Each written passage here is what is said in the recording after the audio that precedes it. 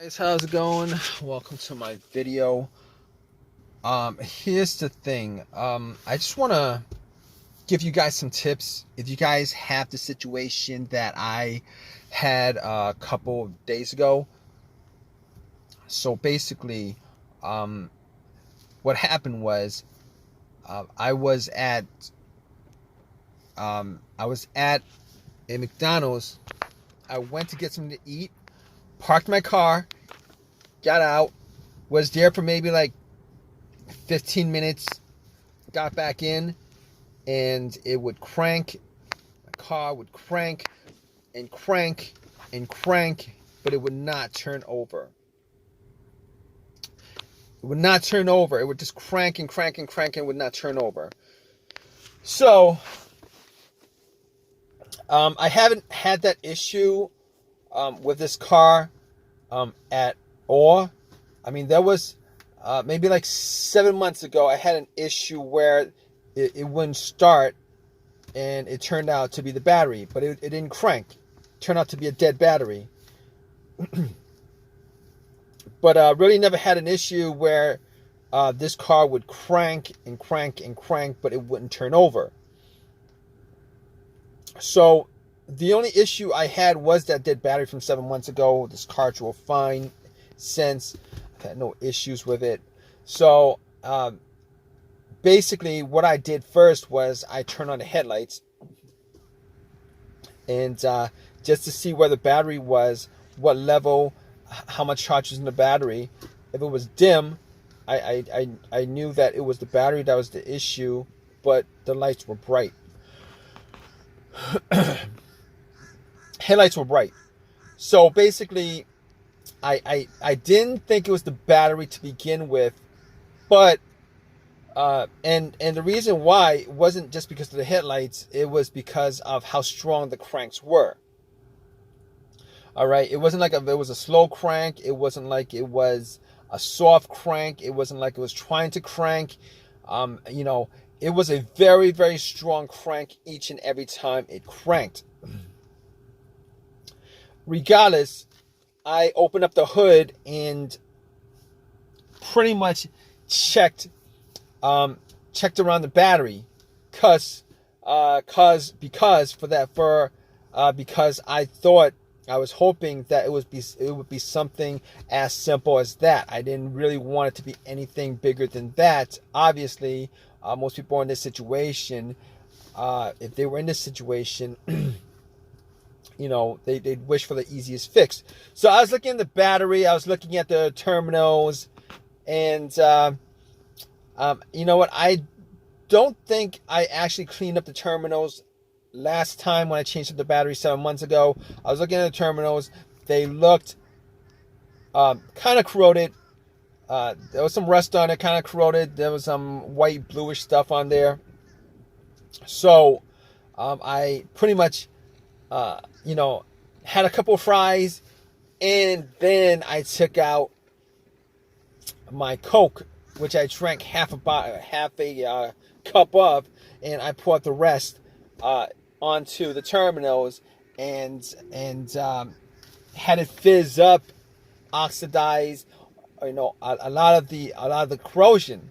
So I pretty much took some paper towel and wiped it. But here's the thing, I was actually able to wiggle both the terminals off. They were tight, but not so tight that I couldn't move it. But I was able to move it, wiggle it, and once I took it off, pretty much wiped it and popped it back on. And I was hoping that was going to be the fix for it. But unfortunately, when I got back and tried to start it, it would crank and it wouldn't start. Now, I didn't give up, thinking that it might have been a battery for whatever reason.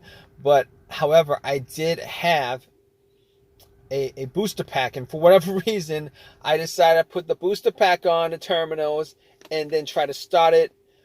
Did the same thing. So at that point, I 100% knew that it probably wasn't a power issue, it probably wasn't a battery issue. So at that point, I ruled out the battery. I ruled out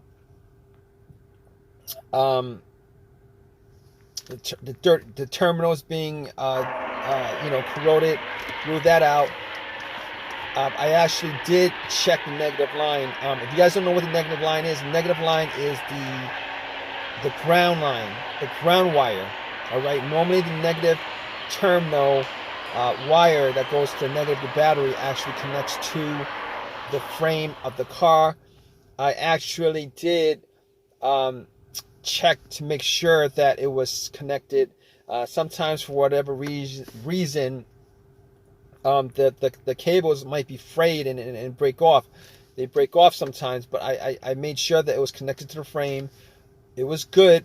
Sometimes sometimes a crank no start situation could be caused by that, but normally something like that would also cause a very, very slow, weak crank, which is not the situation I had. But obviously in that situation, I was able to eliminate the ground wire, also eliminate the alternator being the issue. And I really didn't consider the alternator being the issue to begin with, but just to be 100% sure, putting the booster pack on, I was able to eliminate the alternator, being that if the alternator was for whatever reason dying or weak or charged up the battery to just a little amount, me putting a booster pack on, and it would have started the car if it was the alternator that was the issue.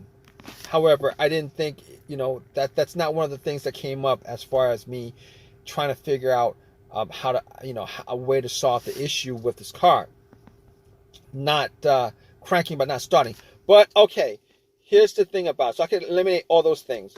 Now, other things that could be causing it: mass airflow sensor, the crankshaft, the camshaft, position sensor, throttle position sensor. I pretty much was able to rule out all those things, seeing as how I actually remembered that there was no check engine light on my dash. I haven't had a check engine light for a long while. I did have a mass airflow sensor issue maybe like 6 months ago that caused the check engine light to come on, but no starting issues, no driving issues, as far as I could tell. But that was a very important thing as far as eliminating what could be causing the issue with the car. So basically, I was able to eliminate all those things: the mass airflow sensor, the throttle position sensor, camshaft, crankshaft, and anything else that has a sensor connected to it. But I recalled that I had a similar situation with another car where there was maybe a computer issue. I think it was a computer issue where the computer was not able to connect to the car itself because of a blown fuse on the car's computer, blown ECU fuse or something like that. And now I didn't think that was the issue, but I had an OBD2 reader, a $20 OBD2 reader that I actually bought from Amazon, from Walmart, and I plugged it in. And here's the thing about it: it read all the way through. It analyzed it, gave me a readout. At that point, I knew that it wasn't the OBD2 that was. No, I knew that it wasn't the car's computer issue at that point. Reason being is that if it was an issue of a communication issue from the car's computer to the car, if that happened, the issue, what would have occurred was it would not have been able to analyze it. It would have stopped midway, but it went all the way through.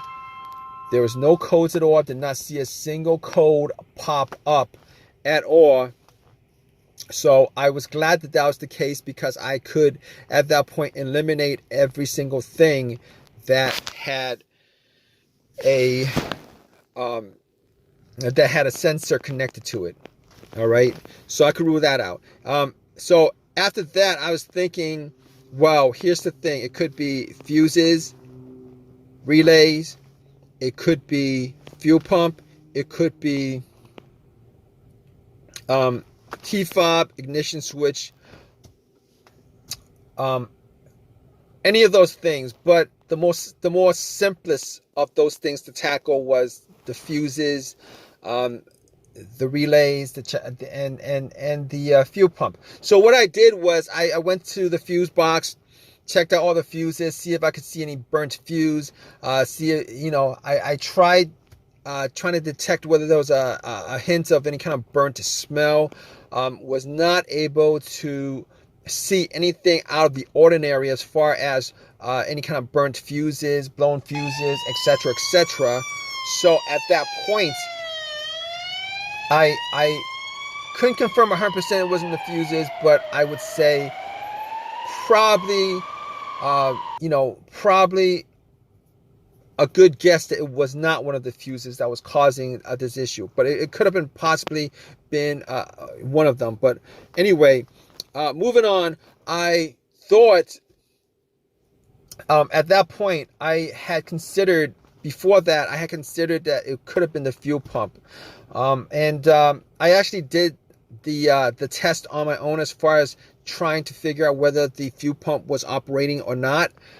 Normally, it would be a best scenario if there was at least two people for this test. One would be outside, right next to, where you pump the gas. With the gas cap off, somebody would be listening to hear some kind of motor running or whizzing sound, and then the person in the car would try to put the car on the on position. The on position is the ignition position right before the crank.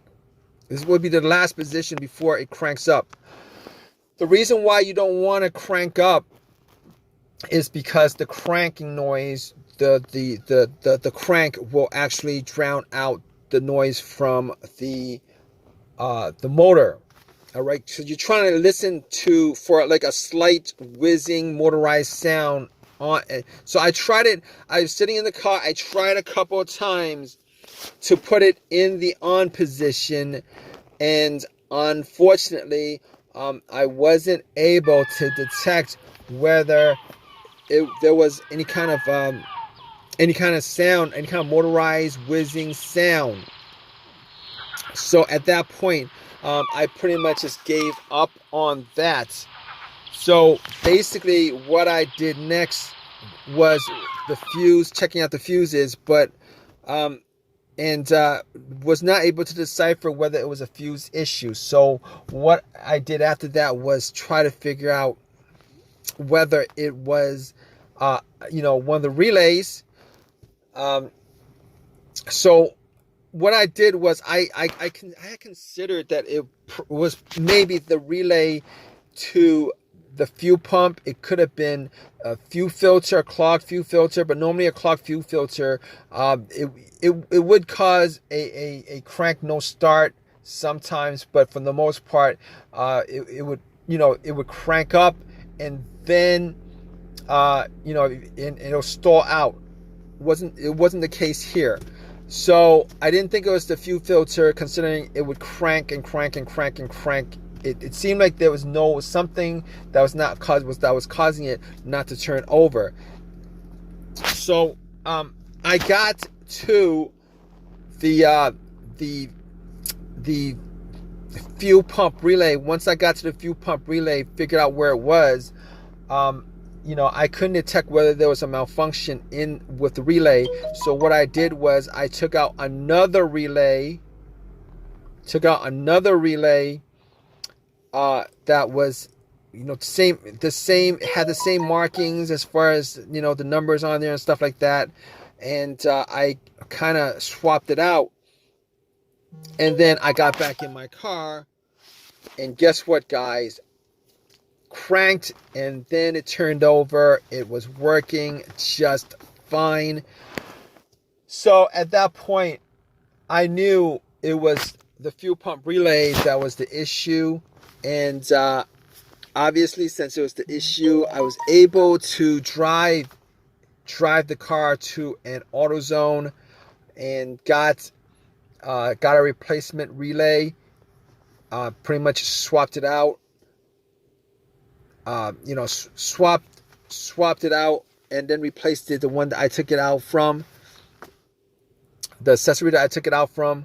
So I haven't had an issue since with any kind of cranking situation. Haven't had a single issue since.